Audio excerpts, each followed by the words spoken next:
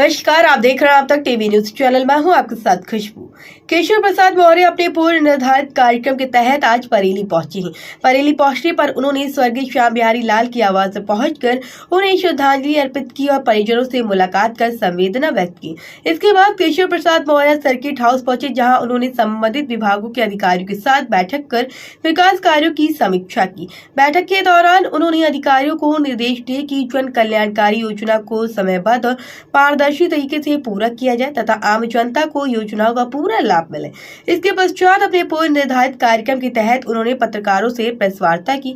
Press वार्ता के दौरान केशव प्रसाद मौर्य ने कहा कि प्रदेश सरकार विकास और सुशासन के लिए पूरी तरह से प्रतिबद्ध है।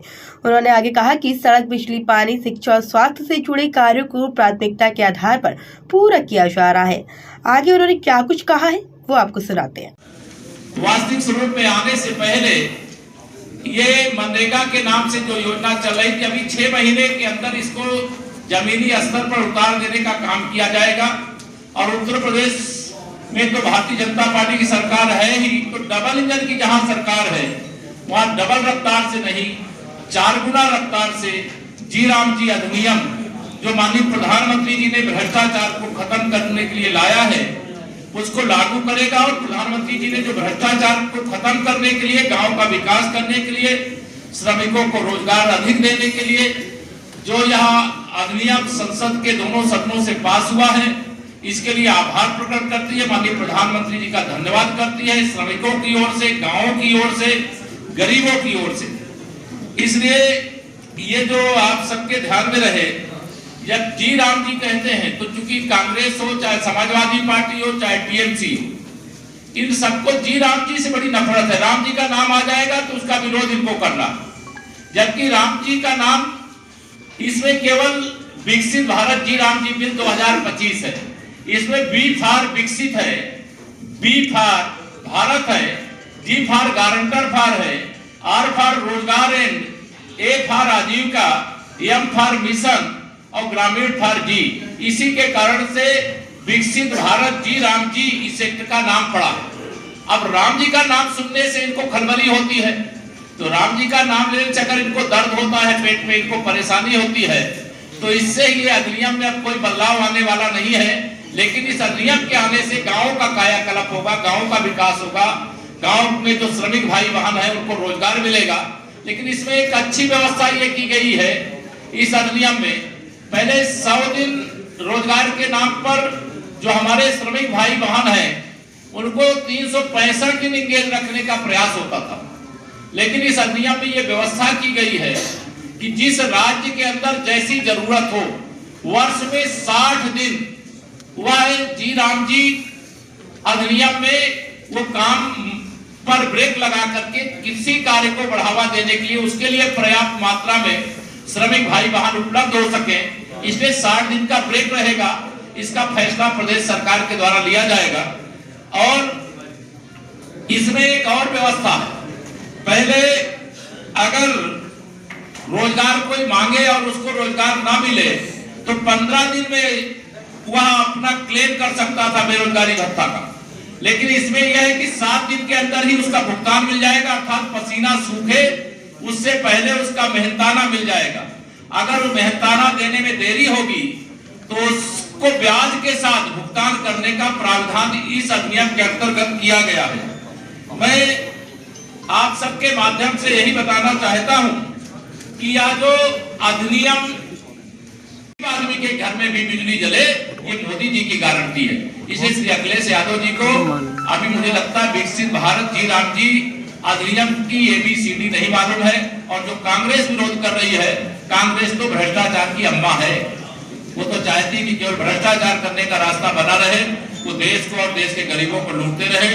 तो मोदी हैं तो ये मुमकिन नहीं है। धन्यवाद। अखिलेश जी का कहना है कि उत्तर प्रदेश में अनुसूचित जाति लोगों से ज्यादा हो रहा है। मेरठ में एक महिला की हत्या कर दी गई और बालिका को उसकी उठा लिया गया। 48 घंटे बाद भी अभी तक यूपी पुलिस उसका खुलासा नहीं कर ये दुखद दुर्भाग्यपूर्ण है। लेकिन जो भी अपराधी है, जिसने भी बेटी का अपहरण किया है, पाताल में भी छिपा होगा तो खोज निकालेंगे। और जिसने भी उस बेटी की माँ की हत्या किया है, उस हत्यारे को भी जहां भी होंगे उनको खोज निकालेंगे, उनके खिलाफ कठोर से कठोर जो कानूनी कार्रवाई होती है वो होगी और उनको सजा दिलाने के लिए ठोस पैरवी की जाएगी। मंत्री जी नीलगढ़ी से हूं मैं। श्रीराम जी को लेकर के देश के करीब आधा दर्जन राज्यों ने इसका विरोध की बात कही है, प्रस्ताव भी लेकर के आए हैं इसके खिलाफ। तो कांग्रेस ऐसे राज्यों में कैसे करके इसको, लेकिन कांग्रेस एंड कंपनी, कांग्रेस सरकार जहां है वहां से विरोध होगा, या जो कांग्रेस के साथ दल है जहां उनकी सरकार है वहां विरोध होगा। देश इसका स्वागत कर रहा है। यह सवाल देश कर रहा है कि कांग्रेस बतावे कि अगर 100 दिन मजदूरी मिलती थी, काम मिलता था, और उसके बदले अब 125 दिन काम मिल रहा है, तो श्रमिकों का नुकसान कहां हुआ? पहले भ्रष्टाचार के काम के नाम कागज पे काम होता था, अब धरातल पर काम होगा, तो इसमें गांव का नुकसान कहां हो रहा है? पहले मतलब कोई गांव का विकास हो रहा तो होता ही जा रहा है, कोई का नहीं हो रहा तो नहीं हो रहा था। अब कैटेगरी बन जाएगी ABC, जो पीछे होगा उसको भी बराबरी पे लाने का काम किया जाएगा। यही तो सबका साथ सबका विकास है, यही तो स्मार्ट सिटी के तर्ज पर स्मार्ट गांव बनाने का लक्ष्य है। अखिलेश यादव ने आज एक प्रेस कॉन्फ्रेंस कर कहा है कि यूपी में SIR आते आते बीजेपी परेशान हो गई।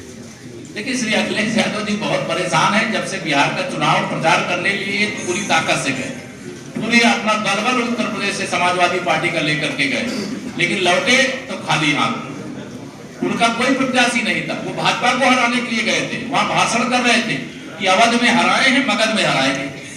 और वह मैं आपको ये बताए दे रहा हूँ, मगध में वो हार चुके हैं, जिनको जिताने गए थे वो हार चुके। और अवध में अभी 2027 में, अवध माने यूपी में उनका सुपड़ा साफ होगा। इनका फर्जी पीडीए की धज्जियां उड़ जाएंगी। ये गुंडों, अपराधियों और माफियाओं के गैंग का संचालन करने वाली समाजवादी पार्टी है। इनके पास कार्यकर्ता नहीं है।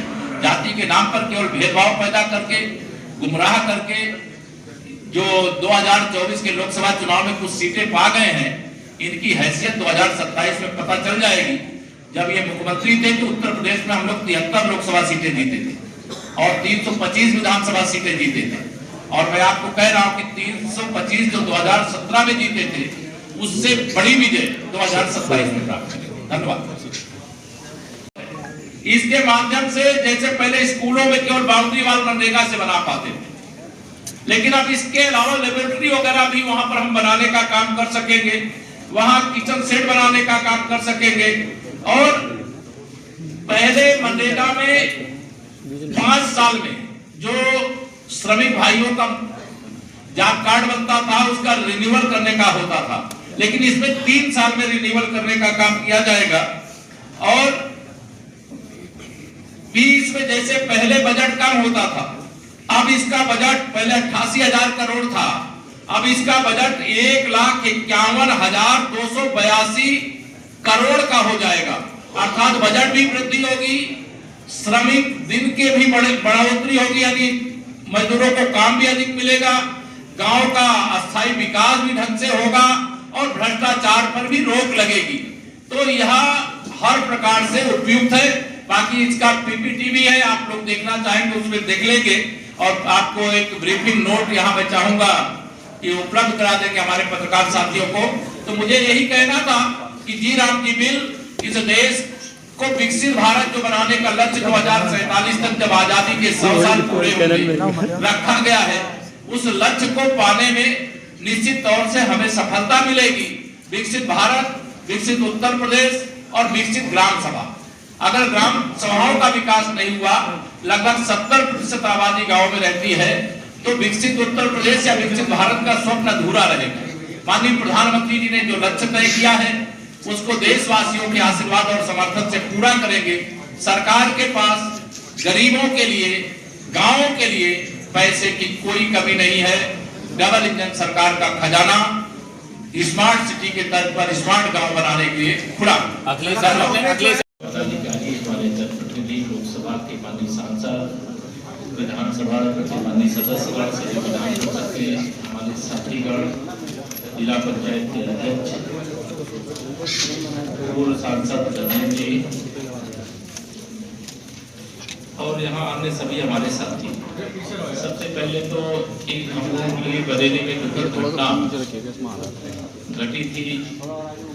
मैं अपने विधायक स्वर्गीय प्रोफेसर श्याम बिहारी जी के यहाँ पर गया था, उनको श्रद्धांजलि अर्पित करने के लिए, क्योंकि यह समय घटना घट गई और वो हम सबको छोड़ करके चले गए। इसके कारण से पूरी पार्टी दुखी है पूरा बरेली दुखी है और दुख की घड़ी में परिवार के जो भी सदस्य हैं उनको ढाढ़स देने के लिए और जो खलीलपुर क्षेत्र की जनता लगातार उनको अपना आशीर्वाद देकर के विधानसभा में भेजती थी।